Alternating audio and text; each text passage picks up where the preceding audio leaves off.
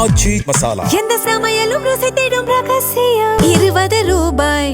வாக்குச்சாவடிக்கு வருகை தந்திருந்த அரசியல் கட்சி முகவர்கள் முன்னிலையிலேயே அனைத்து பணிகளும் நடைபெற்றுக் கொண்டிருக்கின்றன. இப்பொழுது வாக்கு எண்ணிக்கை மையத்தில் இருந்து அந்த பொருட்களை எல்லாம் அனுப்பி வைப்பதற்கான பணிகளை அவர்கள் மேற்கொண்டிருக்கின்றார்கள். தமிழகத்தை பொறுத்தவரை மொத்தமாக 5,73,00,000 வாக்காளர்கள் வாக்களிக்க தகுதி பெற்றிருந்தார்கள். இதில் 5 மணி நிலவரத்தின் அடிப்படையிலே 4,71,00,000 வாக்காளர்கள் வாக்களித்திருந்தார்கள். கடந்த தேர்தலில் மொத்தமாக வாக்களித்த வாக்காளர்களுடைய எண்ணிக்கை 4,69,00,000. எனவே கடைசி ஒரு மணி நேரம் நடக்கக்கூடிய இந்த வாக்குப்பதிவிலே நடைபெற்ற வாக்குப்பதிவிலே எவ்வளவு வாக்குகள் பதிவாகி இருந்தனவோ அத்தனை லட்சம் வாக்குகள் கடந்த சட்டப்பேரவை தேர்தலில் பதிவானதை காட்டிலும் கூடுதலான வாக்குகளாக இருக்கும். மிக முக்கியமாக கவனிக்க வேண்டியது SIR என்று சொல்லப்படக்கூடிய சிறப்பு தீவிர திருத்த பணிகளுக்கு பிறகாக தமிழகத்தில் ஒட்டுமொத்த வாக்காளர் எண்ணிக்கை குறைந்திருந்தது. ஆனால் இந்த SIRக்கு பிறகாக தமிழகத்தில் நடைபெற்று முடிந்திருக்கக்கூடிய தேர்தலிலே வாக்களித்த ஒட்டுமொத்த வாக்காளர்களுடைய எண்ணிக்கை லட்சக்கணக்கில் அதிகரித்திருக்கின்றது. இந்த ஒரு மாற்றம் தான் தமிழகத்தை அடுத்த 5 ஆண்டுகளுக்கு யார் ஆளப் போகின்றார்கள், புதிய அரசியல் களத்திற்குள் யாரேனும் அடியெடுத்து வைக்க போகின்றார்களா என்பதையெல்லாம் தீர்மானிக்கக்கூடிய வாக்குகளாக இருக்க போகின்றன.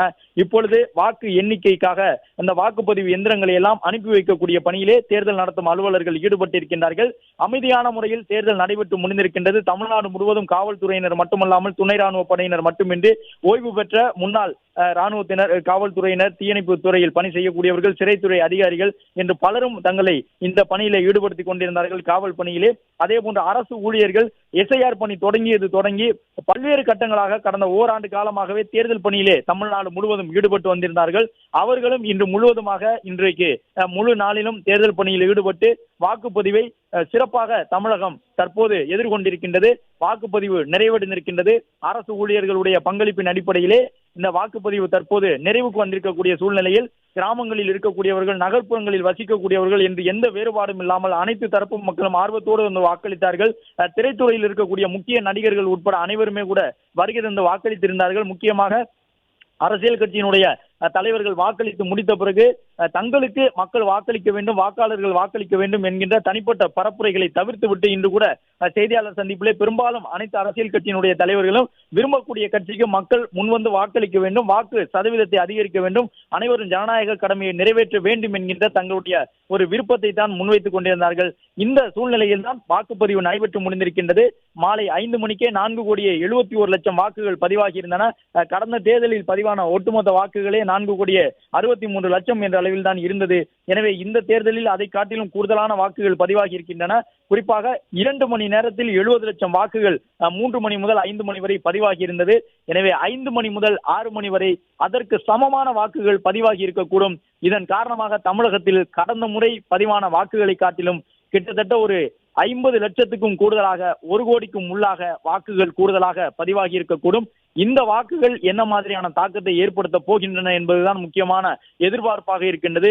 ஏற்கனவே கடந்த காலங்களில் ஒரு சட்டப்பேரவை தொகுதியிலே 1 லட்சம் வாக்குகளை பெற்றால் வெற்றி பெறலாம் என்று இருந்த சூழ்நிலையில் இப்போது நிலவி வரக்கூடிய மும்முனை போட்டி அல்லது 4 முனை போட்டி காரணமாக அந்த தொகுதியில் போட்டியிட்ட வேட்பாளர்கள் எல்லாம் கிட்டத்தட்ட ஒரு 25,000 வாக்குகளை குறைத்துக் கொண்டார்கள். வெற்றிக்குரிய வாக்குகளாக 1 லட்சம் வாக்குகளை கடந்த தேர்தல் வரை கருதியவர்கள் அதே எண்ணிக்கையிலான வாக்காளர்கள் இருக்கக்கூடிய சூழ்நிலையிலும் போட்டி களத்திலே புதியவர்கள் வந்திருப்பதன் காரணமாக 75,000 வாக்குகளை பெற்றாலே வெற்றி பெற முடியும் என்று உறுதியாக நம்பி அதற்கேற்ப தேர்தல் பணியிலே ஈடுபட்டிருந்தார்கள். எனவே வெற்றியாளர்களுக்கான வாக்கு விழுக்காடு, வாக்கு எண்ணிக்கை குறைந்திருக்கக்கூடிய சூழ்நிலையில் தமிழக சட்டப்பேரவை களத்திலே எவ்வளவு குறைவான வாக்குகள் வித்தியாசத்தில் எத்தனை தொகுதிகளில் வெற்றி தோல்விகள் தீர்மானிக்கப்பட இருக்கின்றன என்பது உட்பட பல்வேறு கேள்விகள் எழுப்பப்பட்டு கொண்டிருக்கின்றன. டோக்கன் பெற்றவர்கள் இன்னும் வாக்களித்துக் கொண்டிருக்கின்றார்கள். அதே நேரம் வாக்கு பதிவு நிறைவுற்ற பல்வேறு வாக்குச்சாவடி மையங்களில் இருந்து மின்னணு வாக்குப்பதிவு எந்திரங்கள் எல்லாம் சீல் வைக்கப்பட்டு பத்திரமாக அனுப்பி வைக்கப்பட்டுக் கொண்டிருக்கக்கூடிய அந்த காட்சிகளை காணுகின்றோம். ஆச்சி மசாலா எந்த சமையலும் ருசி தேடும் ரகசியம் 20 ரூபாய். பிளே ஸ்டோர் மற்றும் ஆப் ஸ்டோரில் இருந்து பாலிமர் செயலியை QR கோடு மூலம் பதிவிறக்கம் செய்யுங்கள். செய்திகளை உடனுக்குடன் பெறுங்கள்.